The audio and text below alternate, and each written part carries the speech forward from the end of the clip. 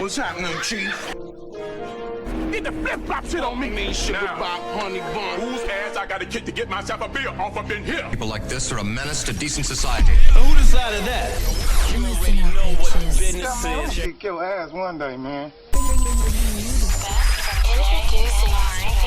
Who you talking to, sonny boy? Got something I know you gonna dig. Don't you understand English, boy? We're gonna be naked together. Watch my back and watch my dust from over there, T. You know my sales slogan. You want it, I got it. If I ain't got it, I'ma get it. So get it while the getting's good. What's up, good folks, good peoples?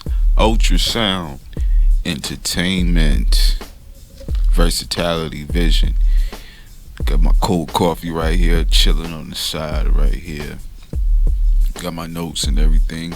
I want to give Mr. Papa G his flowers while he's still alive. That's a whole thing in this concept out there. We should start giving our elders the flowers while they are still alive. You know, don't wait till they go and then, you know, start talking about them. You know, just with the recent current passings, you know, with Black Rob and DMX and Shock G, is just we just losing everybody. And I know they still had more to say and more stories to tell and more wisdom to give. So I want to take this time out by represent Mr. Papa G, wherever you out there. I know he got to be as old as my grandma now. He that was the godfather, you know, of Death Row per se. You know, I mean, he did a lot of work for Death Row, especially working with Tupac or whatever. But he was like the elder there. But he probably was the oldest one there. You know, but when I say the Godfather, I don't mean financially, because we already know who the Godfather was. Financially, with Harry O. You know what I'm saying? But he was a Godfather, the ancestor that was there. Now, this is from his own words or whatever. And I got this. Wait for this. I got this from Pee Wee over there, Mr. Pencil Neck over there in Bomb Last. I'm put some respect on it. Bomb First. Alright, so this is where he was cool. This is where he shined. This is where he was neutral. And I give you your props when you know when it's due or whatever. But that was back in the day. But ever since Reggie had you under mind control and have you out here looking crazy, and I was just like, hey man, that's the bed you wanted to pick, the sheets, the blanket, you know, the whole get down. That's what you wanted to do. Now you gotta lay in there. But I got this interview from Bomb First. It was back in the day with Papa G or whatever. And off the bat, because a lot of this stuff correlates with what's been said throughout the years or whatever. And I believe Papa G over anybody, because Papa G is like one of them old ancestors, like my grandmother. He reminds me of my grandmother. I ain't gotta lie about shit. I ain't gotta tell you no damn lie. Who the hell are you? Nobody finna tell you no damn lie to stroke your ego. Get up out of here. Let me sip my coffee right quick.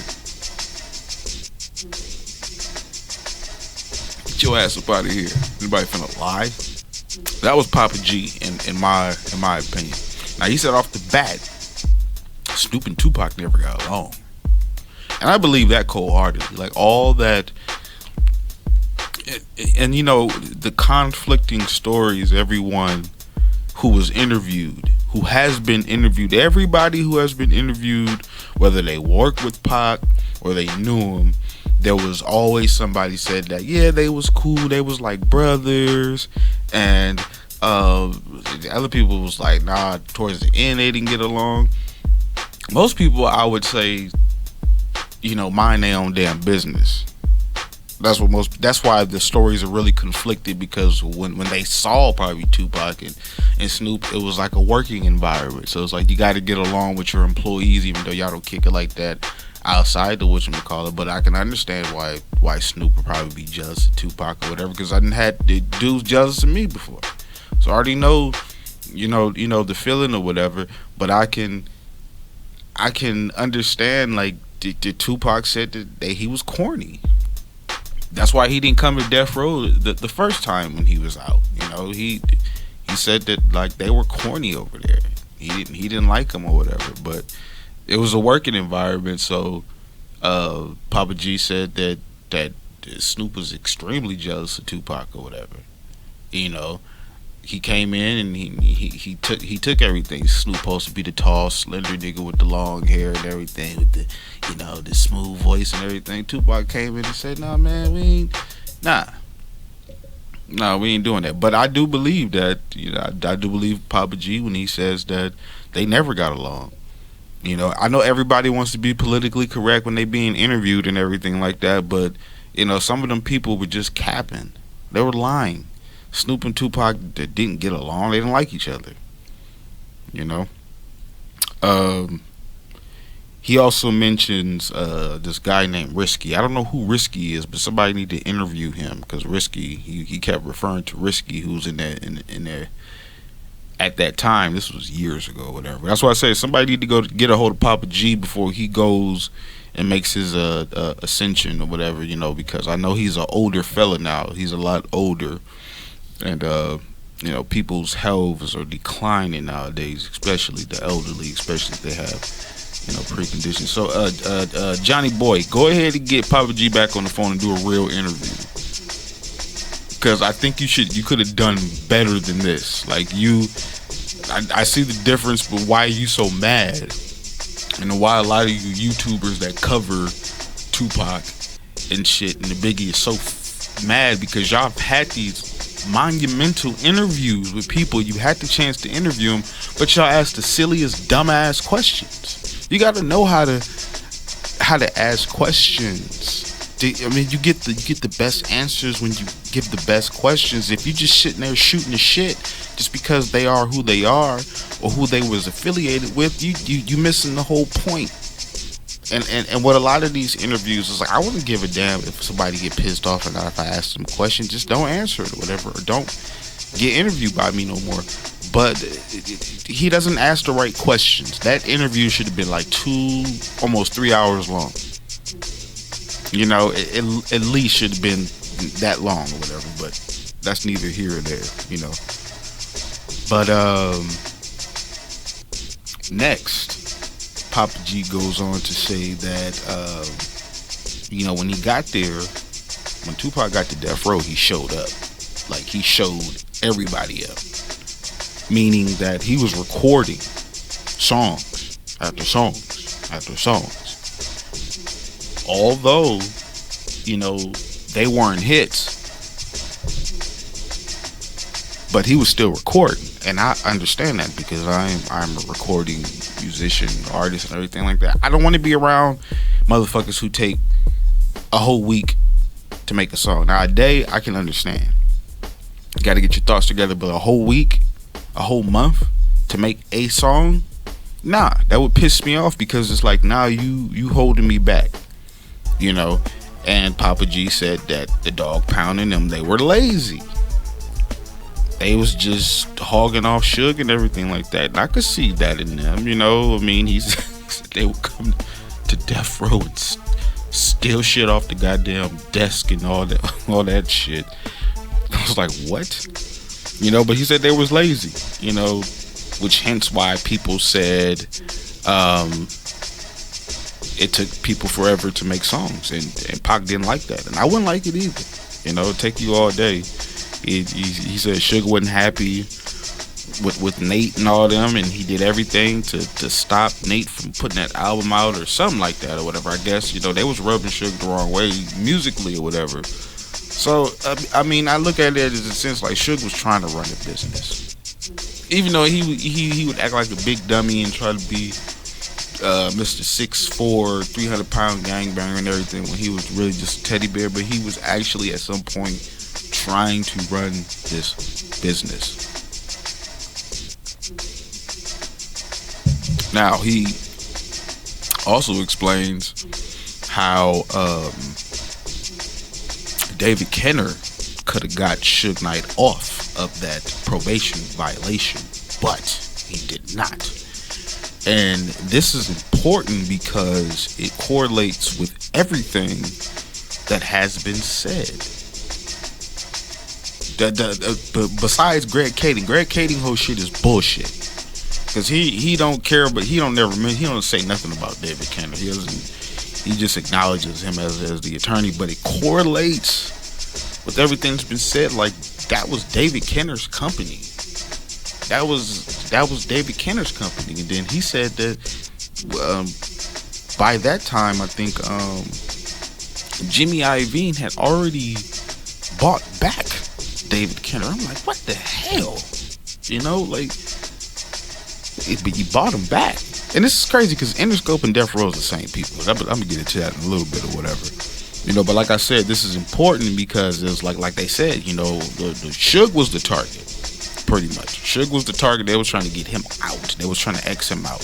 They couldn't kill him. So the saying is, you can't kill him, you just take him away from the money and jail him.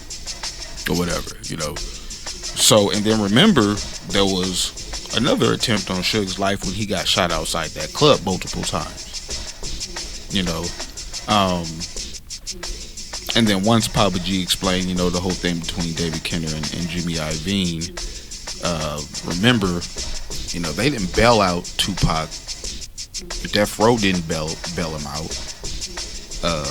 Well, no, Interscope did not bail out Tupac that first time, but Death Row did.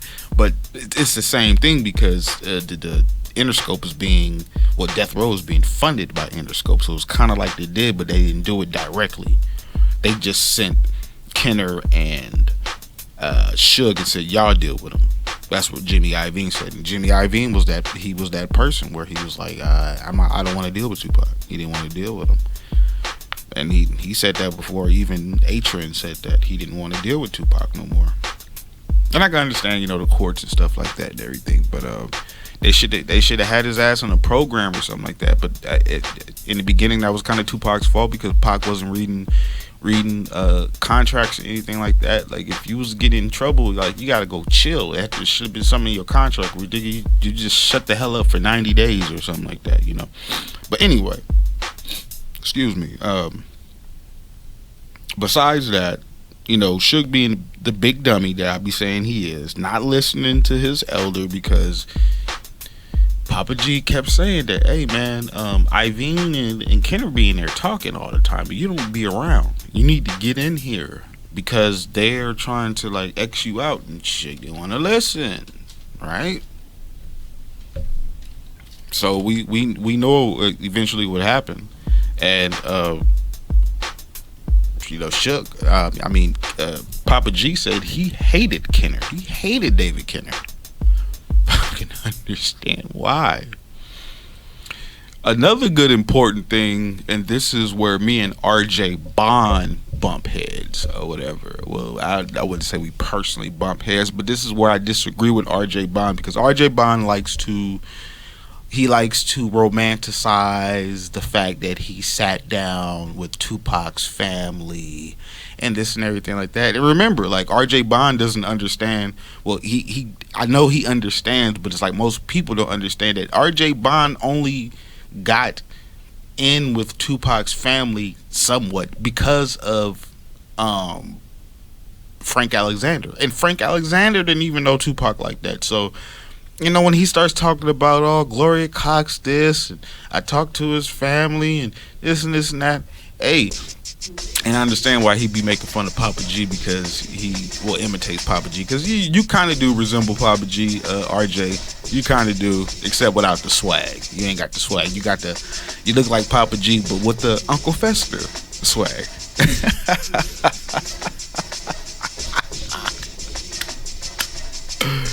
Yes. So yeah, you can imitate Papa G, but you not Papa G. You ain't got the swag. You look like, you know, like you said you like Uncle Fester, but yeah, RJ.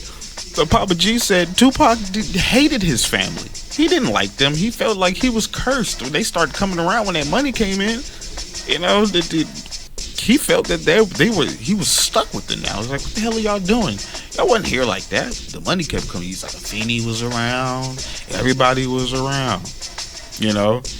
Like he said, like Gloria Cox said, "Oh, I was his favorite aunt." This is the same Gloria Cox where her son stole Tupac's gun when he was finna go beat his ass or whatever. But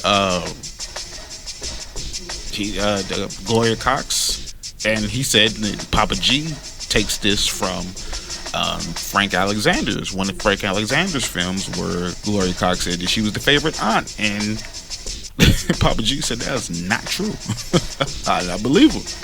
That's why I don't believe when the RJ says like, "Oh yeah, this is what his family would say." It's like, dude, you're an outsider. They're gonna tell you anything. You just don't get it.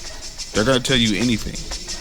Like, you know, this is not you being, you know, just rambunctious, you know, just trying to get information. Like, yeah, there's some dollar sign attached to it, so they're gonna tell you anything.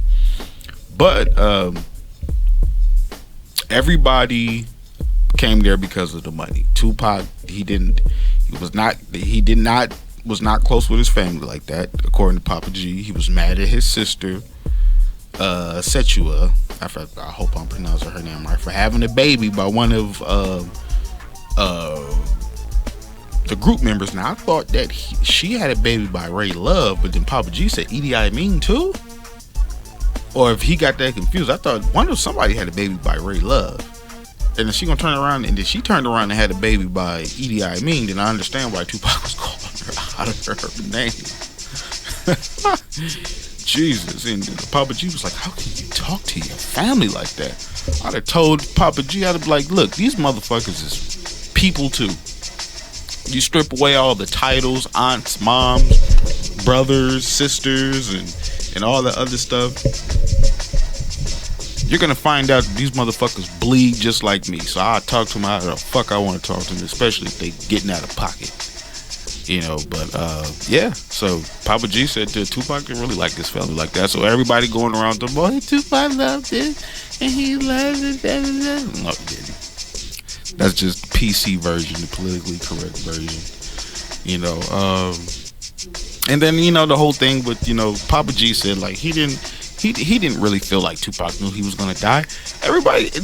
And then everybody pushed that shit too. Like, oh, Tupac was making all these songs because he knew he was gonna die. He kept talking about death, and he knew he was gonna die. And death is a part of life, so of course people talk about it. We joke about it. It's a part of life. It's life. Death is a part of life, so of course, just because somebody talks about it doesn't mean they're predicting their own death. And people need to stop with that narrative. Because Tupac was simply making songs to get the out of death row. Simple as that. White people don't understand that. He was trying to get the hell up out of there. He was done. Tracy said he was done. Go back and see what Tracy said. He was done. He was finished. He was out that motherfucker. We think he was recording songs. The contrary, he wasn't trying to stay there. Wasn't either. It was a stepping stone. Nigga, I'm out on bail right now. I don't know what the hell's gonna happen. I'm gonna knock out these 3 albums for you, Suge.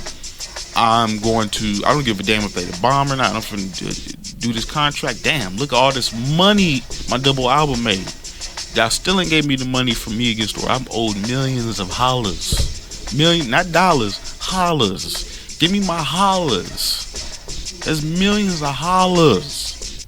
Holla at your boys. Millions. And he was out. And Tracy said it. And Tupac wasn't talking about, well, he knew he was finna die and all this other shit and everything. Everybody wanted to push. No, he was trying to get the hell on. Make them songs and get the hell on so he could start his own stuff. That's what he been wanting to do. He said it. That he was gonna do this when he was in jail, but even before, he was just like, just stuff kept coming up or whatever. So all y'all talking about he knew he was gonna die, that's what he was talking about. He was recording all these songs because he knew something was gonna happen to him. No, he was trying to get the hell away from death row, period. And then, you know, when he so-called passed on, you know, Papa G just says, man, I got calls from everywhere. That's what lets you know how big of an impact Machiavelli, Mr. Tupac Shakur, the same crooks had on the world, because he was getting calls all over the world, different countries. It was like, is Pac okay? We heard the news and everything like that. So I'm gonna end it off with that. And the last thing that I do want to end with on a funny note is about, I guess, Pac calling his mom, bragging about how he smashed one of OJ's daughters. It's just young nigga shit, right? He's 25 years old. Guess who I smashed? Go tell his mom. I would never tell my mama I smashed a celebrity's daughter or anything like that. I thought I spoke to her, but I wouldn't tell her I smashed. But Pac told her, you smashed what's cause, and Pac he'd had all the women, whatever, especially if you was something back in them days, whatever. He hadn't dipped up on that Jasmine guy, you know. You know what I'm saying? We are, you know, Pac had to make shit. We get up off here though. But yeah, I'm giving my flowers to Papa G before anybody else tries to come out. But when Papa G passes away and everybody's going to try to pull up his interviews and this and that. Nope. I did it first. Right here. Versatility Vision. Ultrasound Entertainment. Papa G, don't know you. I love you. I know you got wisdom in you. And hopefully somebody gets you back on the mic before your ascension and when we expire, when it comes to time. Y'all take care of yourself. Y'all be safe. I'm out.